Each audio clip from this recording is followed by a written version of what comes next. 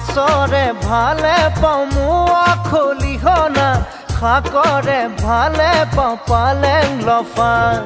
ছোৱালীৰ ভালে পাওঁ মিঠা বৰণৈ কঁকালাহি পাহি কুলত কটা তোকে দেখা পাই বাঢ়িছে জানৈ মনৰে ভিতৰৰ নৈ নিজৰা মাছৰে ভালে পাওঁ মোৱা খলিহনা শাকৰে ভালে পাওঁ পালেং লফা